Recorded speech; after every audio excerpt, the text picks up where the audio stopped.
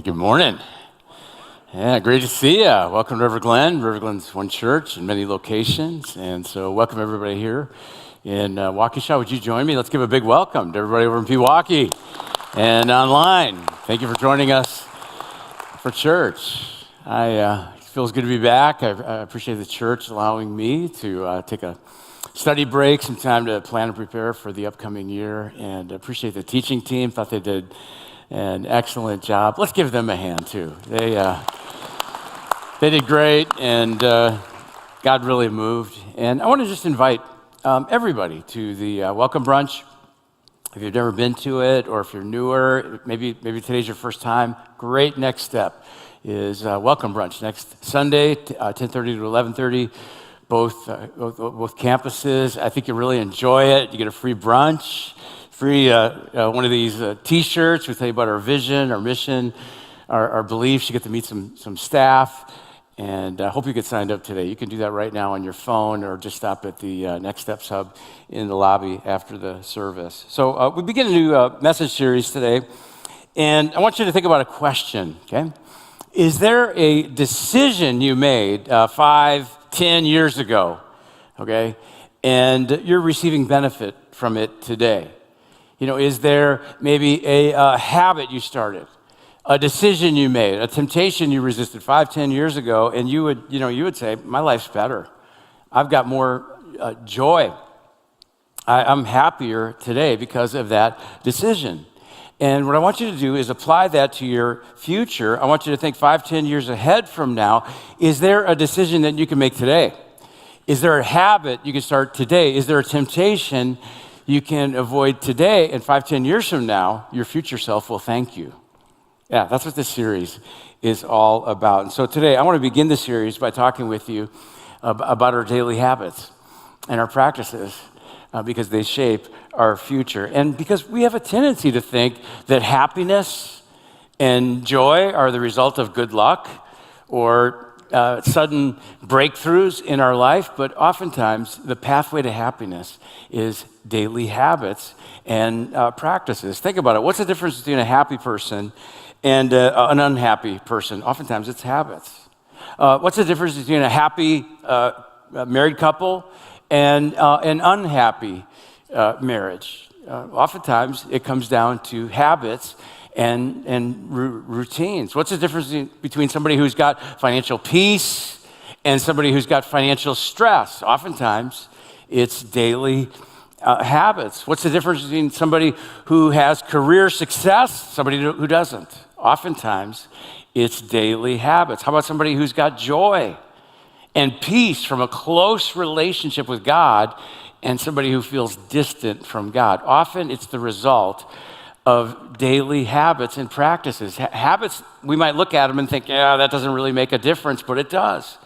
It brings joy over time. We think happiness comes from good luck, sudden breakthroughs in our life, but more often it comes from daily habits and practices. We overlook this important truth that our life is the sum of all the small decisions we make. And so today, I want to talk to you about your daily habits and routines, especially habits related to your morning routine. I want to make a case today that how you start your day matters. How you start your day sets the tone for the rest of the day. And just for fun, I want you to think about a question. Do you remember what you did last Wednesday morning?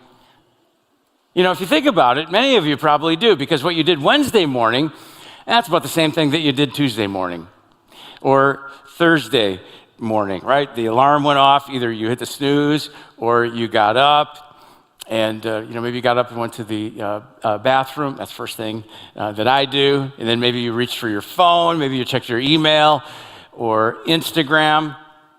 And then maybe you took a shower. If you didn't the night before, I hope that you took a shower, at some point. I hope that's a habit in your life. Then you probably got something to eat. Maybe you had something healthy for breakfast. Or maybe you're like Nick Saban, former coach of the Alabama football team. Nick Saban said that every morning for breakfast, he eats 2 oatmeal cream pies. The Little Debbie oatmeal cream pies, they're amazing. Yeah, 2 oatmeal cookies with cream in between them, and he drinks like a Dr. Pepper with that. Probably not the healthiest breakfast, but what do I know? He's won multiple championships. I mean, it works for him. Yeah, but maybe you choose something else. And then, you probably went and, maybe you drove to work, and you probably drove to the office the exact same way that you drove the previous day. And if I would meet you at the office and ask you, do you remember driving to work today? You'd be like, no, because you were on autopilot, which is scary, if you stop and really think about that. But our morning routines show that we largely operate out of habits. Our brains, God made our brains to love habits because they take less effort. In fact, there's a fascinating study that says that over 40% of the actions that you do daily are not the result of decisions, but the result of habits. I mean, so much of what we do each day are not conscious decisions, but daily habits and routines. Now, maybe you're thinking to yourself, okay, that sounds good, but you know what, Ben, I'm not really a morning person. I'm not really a morning routine person, and you know what, I'm not either. One time I got up early and I went to an exercise class. I think it was at 5:30 in the morning, one of those spin classes. I thought there's not going to be anybody there. It was packed. And I barely got a bicycle, and I hated it. I hated every second of it.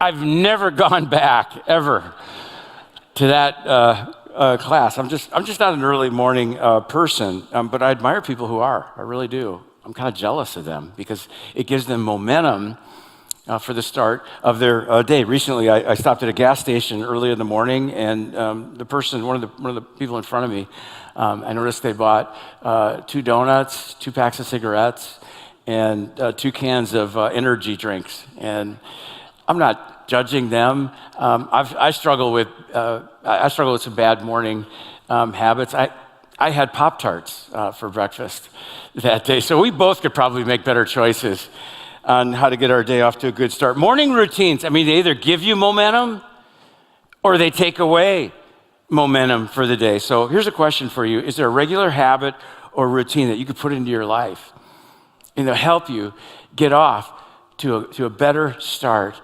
each day? Now, you might wonder, did Jesus have a routine? Because, how other people start their day, that's interesting. That's nice to know, but we follow Jesus. Did Jesus have a morning routine? And I think he did. In fact, in Mark chapter 1, it says, very early in the morning, while it was still dark, Jesus got up, left the house, and went off to a solitary place where he prayed. Now, notice that phrase, solitary place. It means a lonely place, a quiet place. Jesus had a habit of getting up early and going to a place where he wouldn't be distracted so that he could pray to God the Father. And this wasn't like, a one-time thing or, once a month type thing. Look at what Luke says about it. In Luke chapter 5, Jesus often withdrew to lonely places and prayed.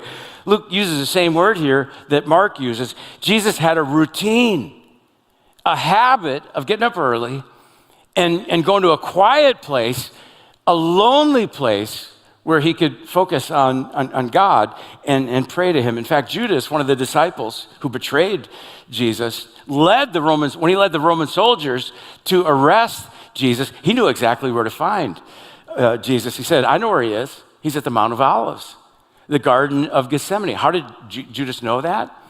Because Jesus made it a habit. He had a habit of going there regularly to pray to God the Father. He would go to that quiet place. Now, I want you to think about how this applies to your life, okay, today.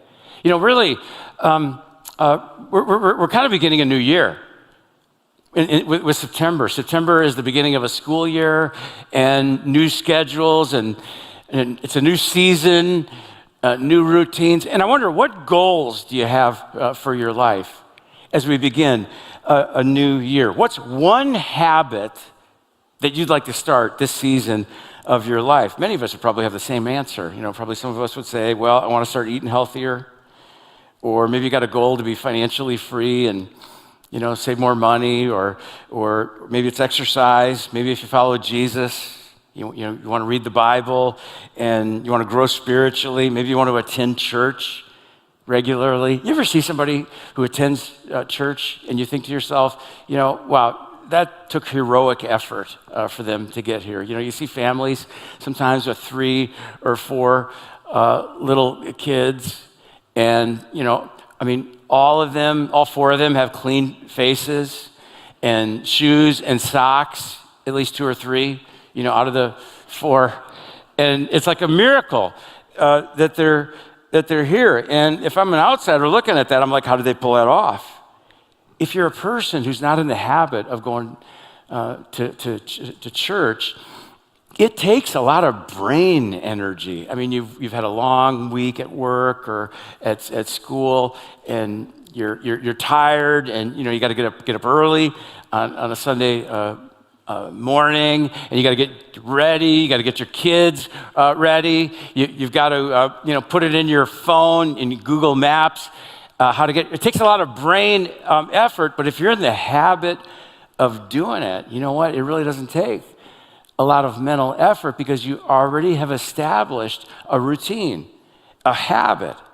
So why is it some people develop good, healthy habits and other people struggle? In his book, Atomic Habits, James Clear says it this way. He says, goals don't determine success. Systems determine success. You don't rise to the level of your goals. You fall to the level of your systems. That means you can have wonderful goals. You can write them down. You can read books and listen to podcasts and get all fired up. But if you don't address the systems in your life, you're going to fall right back into those old behaviors. For instance, if you set a goal to be financially free, but you don't write a budget, you don't start tracking spending and saving, you're going to fall back into old habits. Here's what successful people do. Successful people do consistently what others do occasionally. If you think about it, many of us now and then, we might eat healthy, we might, read the Bible, pursue God occasionally. But what do successful people do? What do joyful, happy people do? They do those things consistently. So I want to ask, is there a regular rhythm, routine, or habit that you could add to your life and in your morning routine to help you get off to a better start of your day and would lead you to greater happiness and joy? I believe there is. And here's the first way to do that, and it's to find your secret place. I want to show you something that Jesus taught that I find fascinating. One time the disciples of Jesus asked him, Lord, teach us how to pray. How do we pray? And Jesus would go on and teach them the Lord's Prayer. Many of you, I'm sure, are familiar with the Lord's Prayer, our Father in heaven. But what I want you to notice, what I want to show you is that before Jesus said to them what you should pray, he talked to them about where you should pray. Does that surprise you? It surprises me because I would have thought Jesus would say, it doesn't matter where you pray. You can pray wherever you want, and God's going to hear you. And that's true. But before Jesus told them what to pray, he talked about where they should pray. And here's what he said in Matthew chapter 6. He says, but you, when you pray, go into your room, and when you've shut the door, pray to your Father who is in the secret place, and your Father who sees in secret will reward you openly. Now, the word here for room in the original language, it means it's translated inner room. In that ancient Mediterranean culture, they lived most of their lives outside because of the climate. They would use their house for sleeping and cooking and those kinds of things, but oftentimes they would have this inner room similar to what we might call a storage closet or a pantry where they would keep things, but nobody would live in there. Jesus says, when you pray, go there. Go to your secret place. Go to the inner room. Now, why would he do that? Why would he say that? A couple of reasons. One is because Jesus saw how the religious leaders called Pharisees prayed. They would pray in a way to draw public attention to themselves. And so when Pharisees would pray, they'd be like, hey, is anybody looking? Oh, okay, they're looking. Dear Lord, hear our prayer. And they would draw attention publicly, and they would want people to say, oh, wow, look how spiritual they are. Jesus says, you don't need to do that. Another reason Jesus taught about where to pray is because environment matters. I mean, you can pray, in your car, and, oftentimes I do pray in my car, but I'm a little distracted. Hopefully I'm distracted, right, by what's going on around me when I pray in my in my car. I can pray in my car, but it's not the best place for me to pray. Jesus says, when you pray, have a place where you go where you're not distracted and you can focus on God. Do you have a place like that? Maybe it's a living room chair or a kitchen chair, an office chair, a porch, a deck. Maybe you've got a trail in a park in your neighborhood nearby, a place where you can get alone, and it's just you and God. We need to do a better job of hiding. If you read through the Gospels, Matthew, Mark, Luke, and John, well, oftentimes we see Jesus standing with his disciples and other people, and all of a sudden they're like, where did Jesus go? He was here a moment ago. Where did Jesus go? Jesus would withdraw. He would sneak away to a secret place and pray because he desired the presence of God more than he craved the praise of people. I believe part of the secret to the power of Jesus is that he would receive that power in secret. And the same is true for you and me. The people who have strength, spiritual strength, and joy, and happiness, they receive that strength and that joy in secret. I believe if you start your day and you say, I am going to meet with God at this time and I am going to pick a place, I believe it's going to help you to get off to just a great start to your day. Here's a second way to start your day off well, and it's this: eat the frog. This comes from Mark Twain. Mark Twain reportedly said that if you have to eat the frog first thing in the morning. And if you have to eat 2 frogs, eat the larger frog first. Now, I realize that you will probably never face that scenario in your life. But if you do, it's actually really good advice. And here's the reason he says eat the frog first: because you'll go through the rest of your day knowing that you have already put your hardest task behind you. And so let me ask you, what is it in your life that you like doing the least, but you feel the best after you get it done? Anything come to mind? You don't really like doing it, but you feel great after you get it done. That's your frog. Eat that frog. For me, I would say it's working on these weekend messages. When I get into the office and when I go to work, first thing I do is work on the weekend message, because it needs the best part of my energy and attention, and that's why I try to avoid breakfast meetings or morning meetings before 10 o'clock. What is that for you? What is your frog?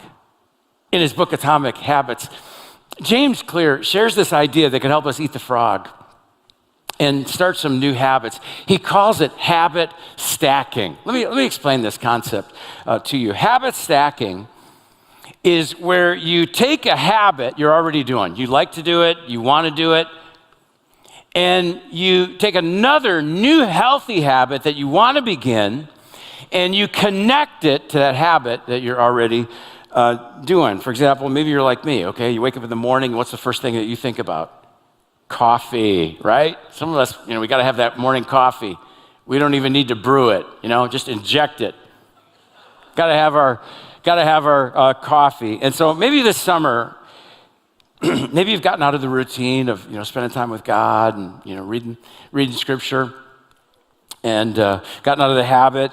But have you gotten out of the habit of drinking coffee?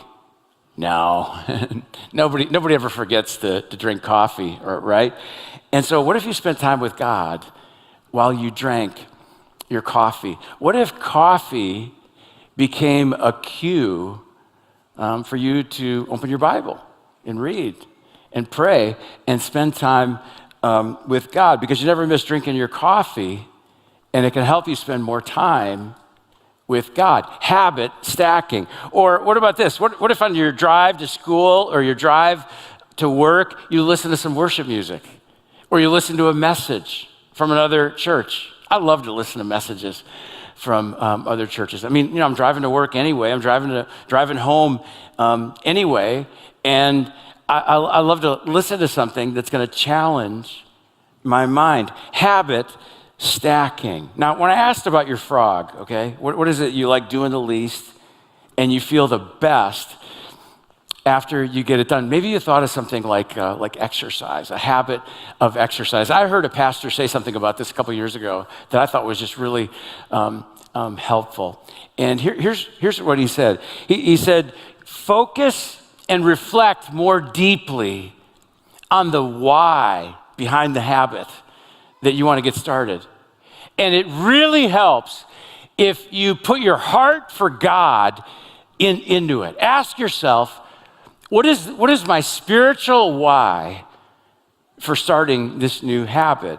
And for example, I want to make a habit of exercise because, my body belongs to God, and I want to honor God, and I want to have the health and the energy to serve God and do the work that God has for me. God has work for all of us to do to carry out his mission in this world of making more and better followers of Jesus. And when you get clear about your spiritual why, it can release more of God's power into your life and inspire you to eat the frog and start some new habits, which leads to one more way to get your day off to a great start. Proverbs chapter 13, verse 4 talks about two people. It says, the soul of a lazy man desires and has nothing, but the soul of the diligent shall be made rich. Now, I want you to notice how these two people in this verse, they have the same desires, okay? The lazy guy, he wakes up in the morning and he's like, you know what? I really should do that. I want to do that. I really should do that today. But the second guy, the diligent guy, he actually gets up and starts doing it. And so this leads to a third way to have a great start to your day. You show diligence and you make a plan. Marnie and I went on a vacation a few weeks ago, and we had a great time. Went over to Michigan. We actually drove around Lake Michigan. It's beautiful. We spent a few days in Michigan, but it took a lot of planning to have a great vacation. Marnie did it. Where we're going to go, what we're gonna do, where we're gonna stay. People have plans when it comes to their money. We call it a budget. People have plans when it comes to their time. We call it a schedule. Here's a question for you. What is your plan for your relationship with God? What is your plan this next season of life for growing your relationship with God and getting to know him better? Because even if you're a person who just kind of came to church today, maybe for the first time, maybe somebody invited you, maybe they invited you to Septemberfest, and we're just delighted to have you here. Or maybe you're watching online, somebody shared the link with you. Great to have you with us. And maybe you're new and you're not even sure what you believe about God or Jesus, but I would guess that all of us have the same desires. If I said, do you want more joy, more happiness, more peace? You'd be like, yeah, my life's chaotic. I feel anxious. If I said, do you want to experience more of God's presence and love in your life? You'd be absolutely. If there's a God, I want to experience more of his presence in my life. But you got to make a plan and follow a plan. Jesus put it this way. He said, everyone who hears these words of mine and puts them into practice is like a wise man who built his house on the rock. Here's what wise people who have a firm foundation to their life. Here's what wise people do. They take the teachings of Jesus and they put them into their daily habits and routines and practices. They don't just listen. They don't just hear, the teachings of Jesus and go, oh, wow, that's awesome. I've never heard that before. No, according to Jesus, the goal of wise people is not just to gain deeper knowledge, deeper teaching. The goal of wise people is deeper doing. Deeper doing that bridges that gap between what we hear or what we say and what we actually do. Years ago, McDonald's did a survey, a huge survey, and they asked their customers, is there an item that we could put on our menu that you would buy? And many people said the same thing. They said, a healthy hamburger. Put a healthy hamburger on the menu, and I'll buy it. And so McDonald's commissioned scientists to design a healthy hamburger, and they released this new hamburger. Anybody remember what they called it? Yeah, it's called the McLean. Yeah, 91% fat-free. I've talked to people, and I find that many people have never heard of the McLean. Do you know why? Nobody McBought it. Yeah. Yeah, it's called the McLean, and people said, I'll put a healthy hamburger on the menu and I'll buy it, but people would go to McDonald's, right? And they would see the double cheeseburger with bacon, and they're like, I want that. People said one thing, but what they actually did was different. And people who grow their relationship with God and experience greater peace and joy and happiness, they bridge the gap between what they say and what they actually do by developing healthy habits. Now, I'm guessing that some of you are like me, and I've tried many times in my life to start habits, new habits, and I've failed. Probably every habit, I've probably failed at starting every habit that I've talked about in this message, and it's possible to give up. But don't do that. Because each time you fail, you know what? You're one step closer to establishing that habit. And you may not hit the bullseye, right? Every time. You may not always hit the bullseye, but don't give up. You're on your way to establishing a new habit. Last summer, Marnie and I tried something new for the first time. We rented an e-bike. Yeah, e-bikes have gotten really popular. Anybody have an e-bike or rented an e-bike, ridden an e-bike before? Yeah, it's a bicycle, and it's got a little electric motor inside. You still pedal and exercise, but the motor will assist you, okay? And so it's great. You pedal with less effort. You've got as much as 4 times as much power, and we had a blast riding that e-bike. And here's my point. Maybe in the past, you've tried starting some new habits, some new practices, but you try to do it in your own strength, in your own power. And if you bring your heart for God into it, God will assist you. It's like riding an e-bike. If you follow Jesus, God is in you. His Holy Spirit is in you to empower you to develop some new habits and new practices and live a new life with greater joy and happiness. So what's one habit that you need to start? What's one habit or rhythm or routine that you could add to your morning routine to help you get your day off to a better start? Maybe you decide, I'm going to get up in the morning, and instead of checking my phone first thing, checking my email, I'm going to take my phone and open up the YouVersion Bible app, and I'm going to spend some time with God and Scripture. Do you know this? We have over 600 people in our church that have downloaded the YouVersion Bible app and selected River Glen as their home church to give access to our Bible reading plans. We just put one in there, a Bible reading plan for this new series that we're beginning today. And if you'd like some help downloading that YouVersion app and accessing our reading plan, stop at the Next Steps Hub. We've got people there that would love to help you. Maybe you decide to make it a habit to come to church each weekend, and you come back for week 2 of this series. Maybe you decide to join a group or team. We've got lots of groups that are launching it that will help you grow your faith alongside other people. Maybe you decide as a couple that you're going to make it a habit to have a date night every week where you spend time together alone. It doesn't have to be extravagant or expensive. And that time alone, that habit, man, that is going to strengthen your relationship. Maybe you decide to start a new eating habit or exercise habit. Even a small habit makes a big difference. You don't have to run a marathon by Friday.